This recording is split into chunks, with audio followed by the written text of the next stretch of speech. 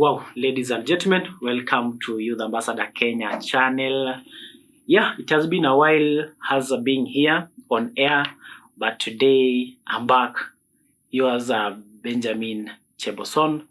Yes, and I'm glad today that I have come back after a very short break, and I have something that I want to share following the past events of the issues that has happened in various parts of this country, majorly being the Uasin Gishu County, Finland, Canada saga. All of us know what really transpired. All of us had through the social media, all of us had through the media stations, through the news and everything. But today, the reason I've stood and I decided that being in a Youth Ambassador Kenya channel, I have been championing the justice, the development and the growth of the young people in our country. We have been indulging in many issues, as much as of development, as much of unity, as much of building each other so that we could have a better nation tomorrow. However, we have to call out injustice. If there is enough is enough, that's what we say. But coming up with our main issue here is that I, Benjamin Cheboson, am a victim of the same. I went through the injustice that I'm speaking about today. I'm not talking about a rumor that I had somewhere. I'm not talking of something that maybe someone else told me, something that really happened to my life. Following this case, in the year 2021, October, this is the time I enrolled to this particular program headed by the former governor of Uasin Gishu, Honorable Jackson Mandago. And the program was to take the students from a region of Uasin Gishu County to a country called Finland to study various courses in various fields. Luckily, I got a chance to study nursing in Laurea University of Applied Science in Kurila campus. And this was a journey that would have changed the most parts of our county and also in a general form our country. Why do I say so? We know our country in terms of the health sector. In a scale of 0 to 10, I will position our country to be at 4. It's an average position, or rather a position where we say there are a lot of things that should have been looked into in terms of development, in terms of the resources and the infrastructural perspective of the health sector in our country. But then taking young people to go and trained to be nurses in a country where in a 0 to 10 scale, the health sector is at 9.5. A very commendable and a very good position. That is, these are skilled people. These are people who have made a stride in terms of making sure that their country has a good health to their people. It was a dream of many young leaders. It was a dream of even the leaders who were then in their positions that this will have happened. But unfortunately, of what we had is what transpired. Money that it was used to for these programs, it is called scholarship, and I want to bring it broader to public because where I'm heading is a place where I'm seeking justice for very many young people who are outside there. The first position why we call the Finland and the Canada program a scholarship, it's because in the MOU between the county government of Uasin Gishu and the Finland, it is a part of a MOU where they say they will accommodate over 500 students as per the county government of Uasin Gishu to go and school outside or overseas. The MOU in their country doesn't allow a personal, or rather maybe taking a few students. They wanted a large number of students. As well, they're in business. And also they have their interest on such issues. And the county government, by then led by Honorable Mandago, saw it wise that they should accumulate a large number of students and ask parents to contribute the fee of these students and also the accommodation and the flight money. And as the county government of Uasin Gishu, they will really work on their issues of maybe the logistical part. They will ensure that the students get the accommodation, and also the insurances that they need for medical issues, and also they ensure that maybe the visas, that is from the embassies, that could be so smooth, and the transit was fine. Luckily enough, many students traveled, many came back. Or rather, many of them didn't make it to go there. Reason, as the time that these people are collected money from various fields, these are the parents now, others sold their lands, many assets were disposed at a very low prices. Others sold their many maybe herds of cattle so that they could offset maybe some of parts of the accommodation, and others did harambes. I was part and one of them who did an harambe for me to go to school. Coming up to the year 20, that is the late 2022, after all these issues have happened during the election time. It was a time where there was a transition between the government, that is the outgoing Governor Mandago, and the incoming Honorable Jonathan Chelilim B. This transition were made in an issue that the program will have to come into term as it were at the other part with the coming leadership. And I want to say this, I didn't know what really happened. But the time I noticed is that the program was not going on well. And as a student, I was so concerned. And at one point, we had to go to the offices and ask what is really happening. But they couldn't give us the right answers. It reached a point where we visited a sub-county of Kapseret, where then the former Deputy Governor John Barorot and now the current Governor Jonathan B. They had a meeting with a foreign, I believe, I think it was ambassador on agricultural issues. And when we heard that they were there, we really tried to hurry so that we can meet them. Unluckily or unlucky enough, we never made to go and meet them, or they didn't want to maybe listen to us. They didn't want us to give us the audience. And when we arrived there, I think the governor had left, but then the former Deputy Governor John Barorot was still in. And with the wrath of the pain we had in our hearts, we closed the gates and demanded an audience from this leader. And I don't know how cowardly a person might be to just give an eye or an ear to a community where they voted for you, a community where you call it your home.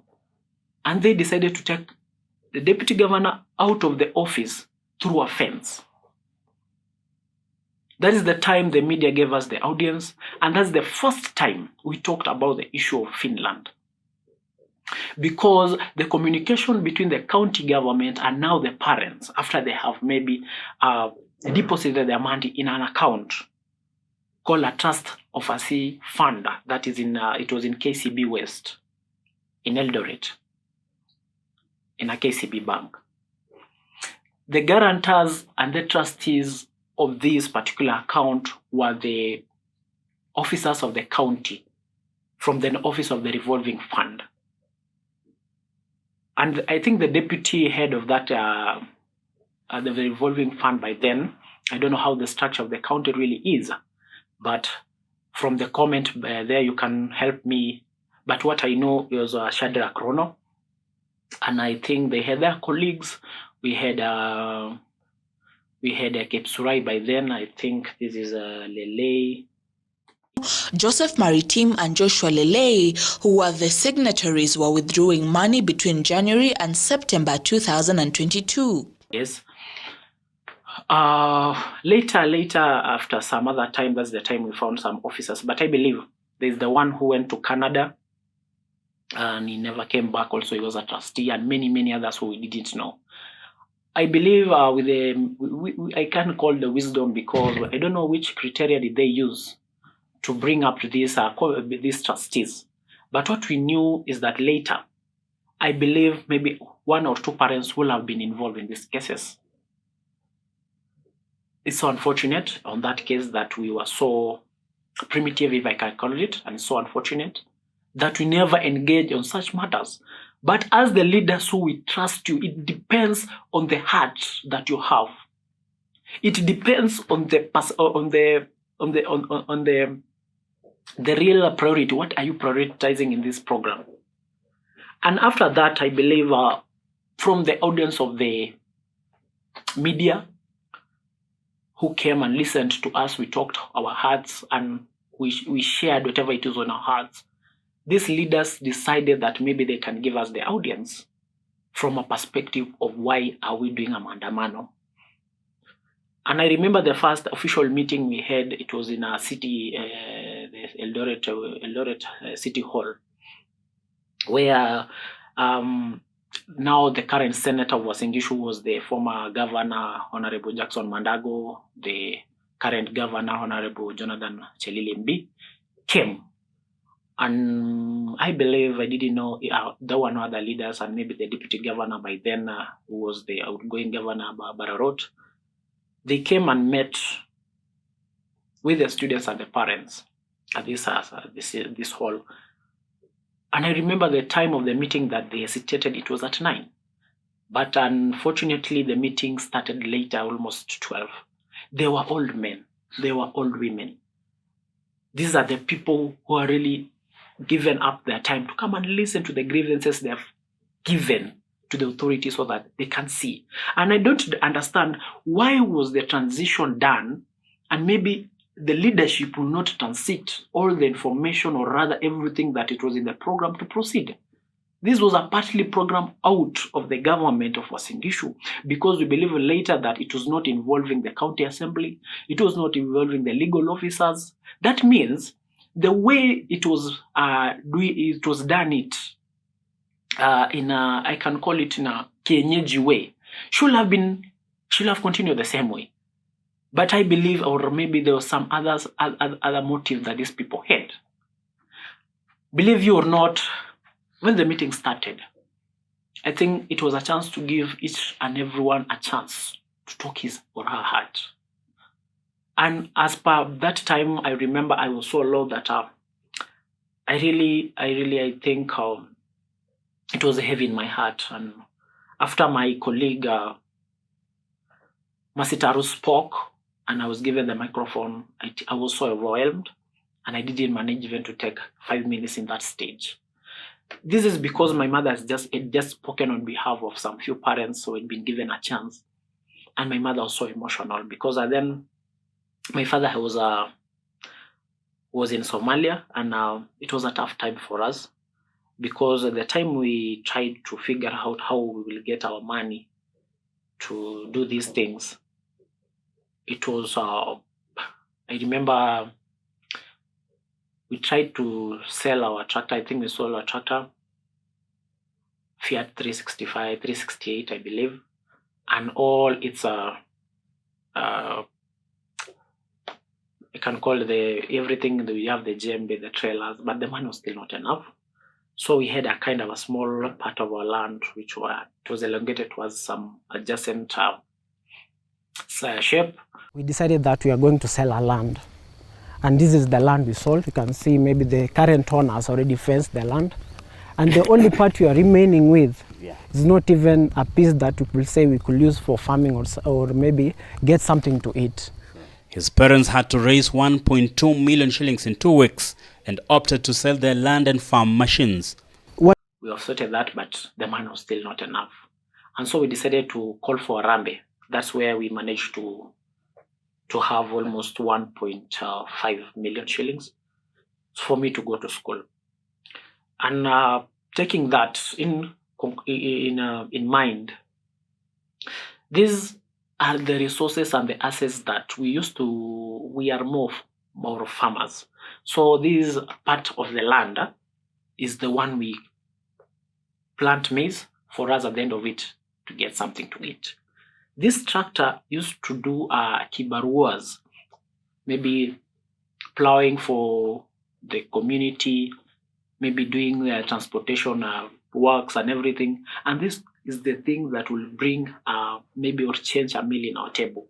Because in addition of the work of our parents, which is so minimal, my parents were so dedicated to take my siblings to good schools. It doesn't mean that they lacked much, but they really went out of their way, not to have a comfort, but for many of us to go to good schools and be educated. That's what even inspired me more, that we have to fight for this money, because the intention of my parents was for me to have a good education and also help my community and help my country. It's a time of a rise where we need a change. It's a time where we need to have something different for our people. It's not a matter of just, we see the current politicians that they build churches.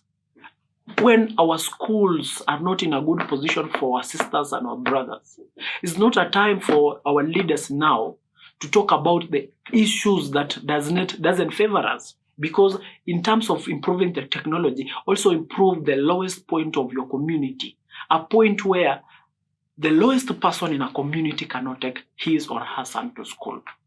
Or if he or she manages to take his or her son to school, what kind of an environment it is for the son or that child. An environment where the latrines are almost dropping down. An environment where the latrines have no roofs. An environment where the school is muddy.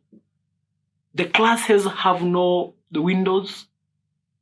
Some areas in this country, the classes have terrace walls, they have electricity, they have ceiling boards. It's all furnished to be a classroom.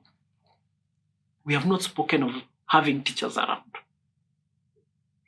Where you go to a dispensary and you're told to go and buy some painkiller called Panadol or paracetamol. It's so painful. That is the heart I had for the community of our home. Let me continue the story. This is where things got boiling so nicely. Because at the time you heard of Mercy Taro speaking in media, and you had her trending all over, because she really spoke her heart. She spoke the truth of what is happening. And when somebody trends and become in a limelight, it catches the attention. And I like the public. I want to thank you and salute you, because you really supported this point. You really supported our colleague on such. But then the attention got different. At the time you took this time to get us and maybe had whatever it was, many things came to be taken differently. Many people reacted differently. But today I've decided to bring out the whole truth of a matter of what really happened. After this meeting, and maybe the leaders took it very wrong, and maybe they were expecting us to be silent so that they can handle these issues as the kienyeji way, as I had said, which was also in our benefit of many of us. This thing got out of hand, and it was in social media. It was all over. That's the time now the demonstration started. We started organizing demonstrations seeking for justice. If this program was noble, why are these parents here crying? Why is someone like me speaking in pain? Because of my colleagues calling me at night telling me, Ben, what should we do? Ben, I'm feeling depressed. I left my job. Ben, I had assets which I had collected for a period of 2 years of my kibaruas. You see, I have a lot of friends who have pain. Others are in a suicidal point of their life. Really, county government, we need your audience. We need refund for this program because it's next to impossible. What is the justice what I'm talking about? I'm seeking a justice of a person who paid 1.2 million shillings, 1.5 million shillings to go and study in Canada, to go and study in Finland. I'm talking of a justice of a person, of a Canada student who paid almost 1.5 million shillings and never got even an acceptance letter showing that he or she is accepted to a school. I'm talking of a person who they exposed us to a program called Pathway Studies. A Pathway Studies is a program where you study partly the knowledge of nursing in Finland. This is the Finnish language. You study language for good 5.5 months, if not 6. We studied the nursing ethics and more of the things that it was preparing us, that is to sit well in this particular course, and also to have a good year, or to mutate well with the climate and everything in Finland, and also the policies of their country with all the aspects of the culture and everything, the part of topographical and the changes of the climate and everything. It was partly a good thing. You can imagine with this particular course, the amount of money that it was used on this, they're telling us is 451,000 shillings. I have no papers to show that I studied for that language, or rather I studied pathway studies. I don't understand who and how they pay this money, but they said they paid to school this amount of money. These are among the few. I'm talking about almost the 33 students at that time. But more of the Canada students who even got acceptance letters, Masita Rose, for example, and I am taken right to take back my words if someone may not feel well in this particular recording that I've used his or her name. I'm ready to take back my words, and also, but I'm talking this partly because I want to tell people the right thing. People of who were some of the students who wanted to go to Canada received letters and also went to medicals. Like Mazi Taris alikuwa ameenda medicals, alikuwa ameenda embassy. She was just waiting for the visa, and we believe that there's some amount of money she could get from them. But then, what about that person mwenye ako amepata? But also, as I'm talking about Mazi Taris, she never managed to conquer to her dream. Hata sisi wenyewe tulikuwa tuende Tikurila campus of Laurea University of Applied Science. The chance never came. It was so painful. It was so painful for most of us. And the most part where I'm going now, I want to cut this story short, because I want to go to where I want really to call for an action. Is part where the time of devolution in the year 2023, if I believe so, the year of devolution. Yes, when the devolution was coming to Eldoret, that is where all governors, senators meet for devolution. And we were having something, in fact, with the first mandamano we had in a sub-county office in Kapseret, where we were saying there will be no devolution conference if there will be no refund for these parents. And we stayed with these words with many mandamanos we did, visiting the ESCC offices, visiting the DCO office within the Uasin Gishu County, within the Eldoret city. And when this time came for devolution, we were so high in our toes and high and so straight in our chest to have this thing happen. This is the justice we were looking for. But I don't know why we take justice and politics to be the same thing.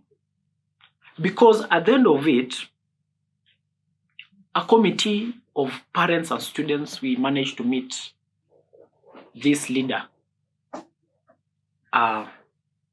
called Mandago. And he told us that this thing of mandamanos, kindly call it off. And I'm ready to make 100% refund to everyone who was affected. I will be so open to get your feedbacks there. From the words of this leader, what will you have done? But because of the energy we had put on this, we said we will not stop. Because the words from him was nobody trusted them, because he was to borrow some money from somewhere, from I don't want to mention the name of the bank, so that he can offset the people who have affected. So for us to receive that time one, because president comes from the region, they wanted a very peaceful welcome to the president. And he mentioned that if given 2 weeks, he will have done whatever he had promised. And the same day of devolution, because many leaders of the team of parents could not get, or rather trust him for his words, because there was a lot of lies in there. So we decided that we will be continuing with the mandamano.